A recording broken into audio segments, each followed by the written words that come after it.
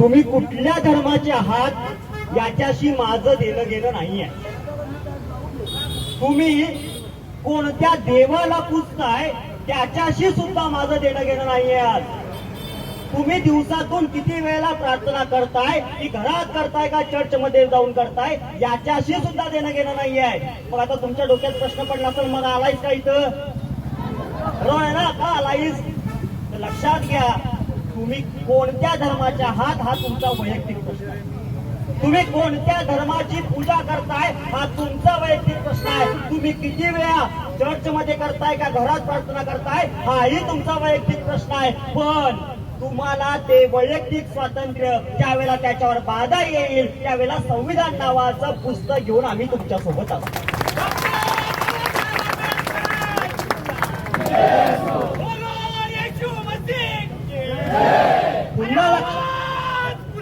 तुम्हीच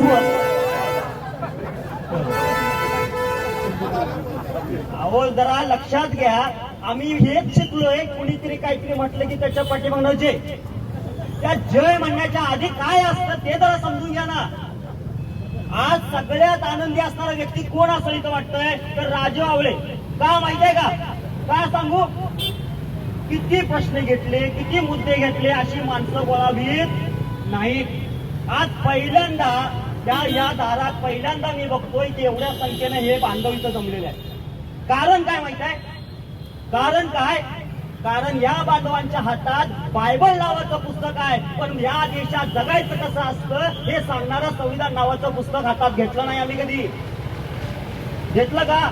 म्हणजे मी खरं खरं सांगा, हे तात्या इथं बसल्यात, हे दादा इथं बसल्यात, अजून हे दोघं तिघं इथं बोर्ड आहेत. हे भारतीय संविधान नावाचा बोर्ड तुमच्या आयुष्यात पहिल्यांदा नाही की नाही? आज वयाची किती वर्ष झाली? कळतंय का तुम्हाला आमचं काय नेमकं चुकलं एवढ्या वर्षात? आम्ही आमच्या जगण्याचा भाग म्हणून, आमच्या धर्माचा भाग म्हणून बायबल हातात घेतलं. पण भारतात जगायचं असेल, भारतात राहायचं असेल तर त्यासाठी संविधान नावाचं पुस्तक सुद्धा सोबत घ्यायला लागतंय हे विसरून गेलो आणि म्हणून आम्हाला आज रस्त्यावर यावं लागलं.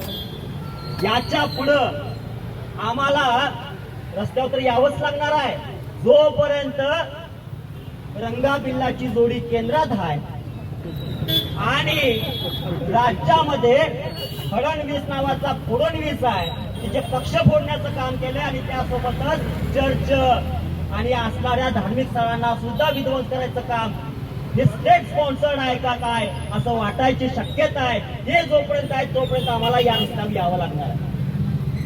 पण लक्षात घ्या, हे रस्त्यावर येत असताना सुद्धा आमची भूमिका काय पाहिजे, आम्ही कोणत्या भूमिकेतून रस्त्यावर येतोय. आम्हाला प्रार्थनेचा अधिकार आहे, पण तो प्रार्थनेचा अधिकार आपला बजावत असताना, या संविधानाला दिलेला अधिकार बजावत असताना आम्हाला काही रिझनेबल रिस्ट्रिक्शन सुद्धा घातलेले आहे. म्हणजे हे काय मी इथंच येऊन बोलत नाही. ज्या दिवशी ही घटना घडली त्याच्या दुसऱ्या दिवशी मी पोलीस स्टेशन मध्ये सुद्धा होतो, आवळे साहेबांच्या सोबत, तिथे असणाऱ्या त्या आराव कुटुंबांच्या सोबत तिथं सुद्धा होतो. लक्षात घ्या, आपल्या सगळ्यांना एक जाणीव झाली पाहिजे की या मूल्यांना जे संविधानिक बोर्ड हातात घेऊन बसलोय ना, आर्टिकल 14, आर्टिकल 21, आर्टिकल 25, हे नेमकं काय आहे ते पण आम्हाला समजलं पाहिजे. आमच्या सगळ्या चर्चमध्ये एका बाजूला बायबलचं वचन सांगत असताना दुसऱ्या बाजूला संविधानाचं आर्टिकल आम्हाला समजावून सांगावं लागतील. बरोबर? आणि पुन्हा मी हे सांगतो, येशूनं सांगितलेली वचनं आणि संविधानाचे आर्टिकल याच्यामध्ये बऱ्याच ठिकाणी साम्य आहे. म्हणजे येशूनं सांगितले प्रेमाचा, बंधुतेचा विचार, तेच भारताचं संविधान बंधुता आणि प्रेमाबद्दल सांगतंय.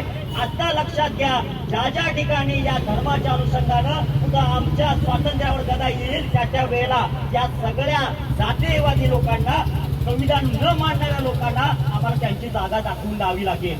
आणि यासोबतच त्यांच्या सोबत असणाऱ्या प्रशासनाला सुद्धा रस्त्यावर त्यांना त्यांची जागा दाखवून द्यावी लागेल. म्हणजे बघा, काल काय झालं की ज्या वेळेला हे घटना घडली त्या घटनेनंतर तुम्ही काही लोक जाऊन पोलीस स्टेशनच्या दारात गेलात. त्या दिवशी संजय रेंगाळकर नावाचे आमचे एक सहकारी इचलकरंजीमध्ये त्या दिवशी नाहीतच तिथं, पण दुसऱ्या दिवशी आम्ही पोलिसांना भेटायला गेलो. त्यावेळेला काही लोकांनी त्या पोलीस यंत्रणेवर दबाव आणला आणि काय सांगितलं की एकत्र जमा होण्याचा अधिकार नाही आणि त्याचं उल्लंघन केलंय यांच्यावर गुन्हा दाखल करा. कोण सांगायलंय? लोक सांगायला लागलेत. आणि पोलीस गुन्हा दाखल करतोय आणि ते गुन्हा दाखल करत असताना कुठलाही व्हिडिओ बघत नाही, कुठलाही फोटो बघत नाही. जो माणूस म्हैसूरमध्ये आहे त्याचं नाव टाकलं जाते त्याच्यामध्ये. ही यंत्रणा सुद्धा सोबत आहे.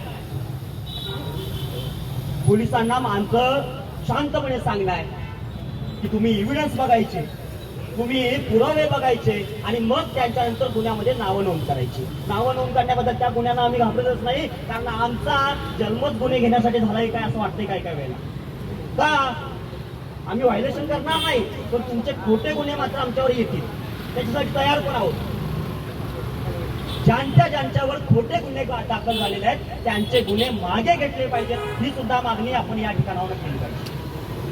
आता शेवटची गोष्ट सांगतो आणि थांबणार आहे की एका हातामध्ये बायबल घेत असताना त्याचा विचार सांगत असताना दुसऱ्या हातामध्ये संविधान घेऊन त्याचा विचार सुद्धा आम्हाला या सगळ्यांना सांगण्याची गरज आहे. आणि ती सातत्यानं सांगितली तर ही सगळी माणसं या सगळ्या व्यवस्थेला भिडायला तयार होतात. अवळे साहेब, आता बघा, खरं एक गोष्ट सांगा आणि विशेष तुम्ही पण सांगा की आता शेवट कसा करणार आहात? शेवट कसा करणार त्या आंदोलनाचा? काय करून काय मोठ्यावरून सांगा. प्रार्थना ही जागा आहे प्रार्थना करण्याची? लक्षात येते का? बघा, आम्ही जर संविधान हातात घेत असू, न्यायाच्या चौकटीत आपली मागणी करत असू, तर आमचं वागणं सुद्धा चौकटीतच पाहिजे. आमच्या प्रार्थनाचं ठिकाण चर्च आहे. प्रार्थनेचं ठिकाण काय आहे? आपलं घर आहे. हे आहे का? वागताना सुद्धा चौकटीतच वागायचं. नाहीतर संविधान नावाचं गोष्ट फक्त शस्त्र नाही तुमच्या संरक्षणासाठीच, ते आमच्या सगळ्यांचं शास्त्र सुद्धा आहे, ते आपलं मूल्य सुद्धा आहे. याचा समारोप, माझी विनंती आहे तुम्हा सगळ्यांना, याचा समारोप प्रार्थना न करता घोषणाने देऊन आम्ही तो समारोप करूया. कारण संविधानाच्या चौकटीतच राहायचे. तुम्हाला राष्ट्रगीताने करायचं ही चांगला पर्याय. तुम्हा सगळ्यांचं या लढ्याला कायदेशीर पातळीवर, फक्त नुसतंच घोषणा देणाऱ्या नव्हे, कायदेशीर पातळीवर समर्थन देत मी माझं म्हणणं थांबवतो. जय भीम, जय भारत, जय संविधान.